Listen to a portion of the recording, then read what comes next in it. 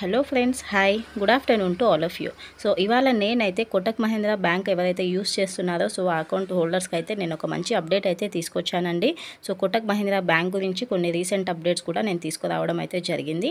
ఇంతకీ అప్డేట్ ఏంటి అండ్ అలాగే కంప్లీట్ డీటెయిల్స్ అయితే నేను ఈ వీడియోలో షేర్ చేస్తాను. సో ఎక్కడ కూడా స్కిప్ చేయకుండా చూడండి, సో దట్ మీకైతే క్లారిటీగా అర్థమవుతుంది.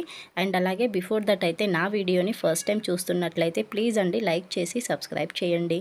సో దట్ ఇలాంటి అప్డేట్స్ అయితే నేను ఇస్తూ ఉంటాను. ఇంకా డిలే చేయకుండా టాపిక్లోకి అయితే వెళ్ళిపోదాం.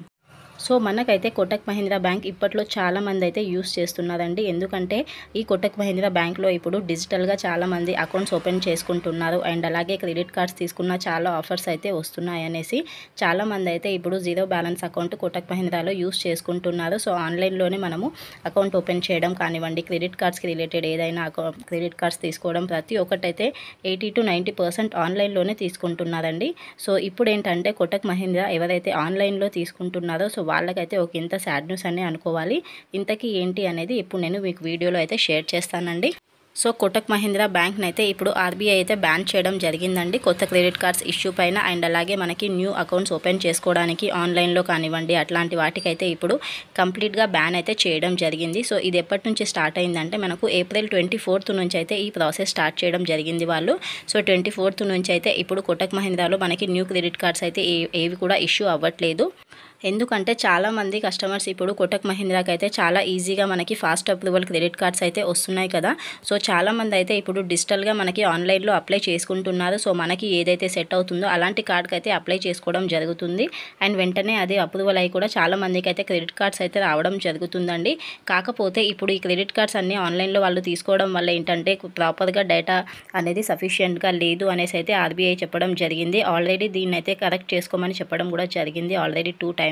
కాకపోతే ఇప్పుడు కోటక్ మహీంద్రా బ్యాంక్ అయితే ఈ దాన్ని అయితే హోల్డ్లో పెట్టడం జరిగింది. అందుకే ఇప్పుడు ఆర్బీఐ అయితే బ్యాన్ చేయడం జరిగిందండి. సో న్యూ క్రెడిట్ కార్డ్స్ అయితే ఎలాంటి వాళ్ళకి ఆన్లైన్లో అప్లై చేసిన వాళ్ళకైతే ఇష్యూ చేయకూడదని అయితే చెప్పడం జరిగింది. అండ్ మేబీ ఆఫ్లైన్ వాళ్ళకు కూడా మనకి క్రెడిట్ కార్డ్స్ అయితే ఇష్యూ అవ్వవు ఇప్పుడు కొన్ని రోజులు, మళ్ళీ ఆర్బీఐ నుంచి మనకైతే ఒక అప్రూవల్ వచ్చినంత వరకు. అండ్ సెకండ్ వన్ చూసుకున్నట్లయితే ఇప్పుడు సెకండ్ వన్ వచ్చేసి మనకు చాలామంది కస్టమర్స్ కానివ్వండి, స్టూడెంట్స్ కానివ్వండి, మనము ఆన్లైన్లోనే వితిన్ 5 to 10 minutesలో కోటక్ మహీంద్రా అకౌంట్ అయితే ఓపెన్ చేసుకుంటున్నారు డిజిటల్గా. కాకపోతే ఇప్పుడు ప్రాబ్లం చూశారు కదా, ఎప్పుడైతే ఓపెన్ చేస్తే ఇలా ప్రాబ్లం అయితే ఫేస్ అవుతుంది. ఏదైనా ఉన్న టెక్నికల్ ఇష్యూ వస్తుంది, డైరెక్ట్గా వెళ్ళేసి బ్యాంక్కి కన్సల్ట్ అవ్వండి అని వస్తుంది.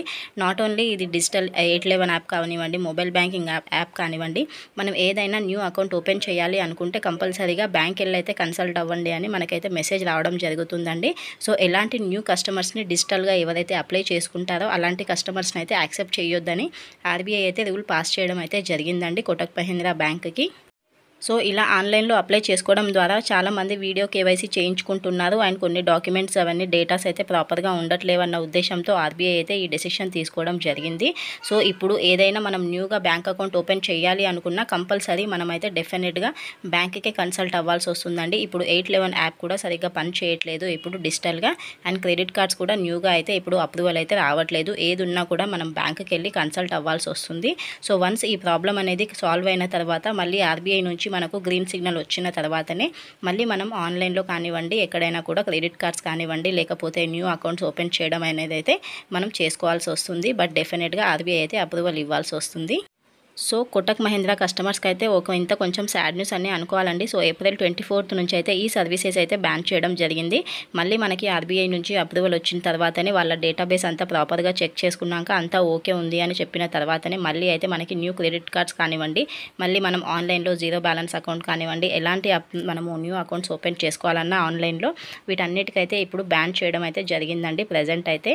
సో ఇప్పుడు న్యూగా ఎవరైతే అకౌంట్ ఓపెన్ చేసుకోవాలనుకున్నారో వాళ్ళకైతే కొంచెం సాడ్ న్యూస్ అనే అనుకోవాలి. So this is the information అండి. సో నెక్స్ట్ వీడియోలో మరో మంచి కంటెంట్తో కలుస్తాను. బాయ్ అండి, thank you for watching. And అలాగే వీడియోని అయితే లైక్ చేయడం మర్చిపోకండి ఫ్రెండ్స్. లైక్ చేస్తే ఇంకా కొంతమందికి అయితే ఇన్ఫర్మేషన్ షేర్ అవుతుంది.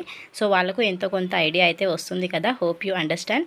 Finally thank you for watching and please do like and subscribe to my channel. Bye.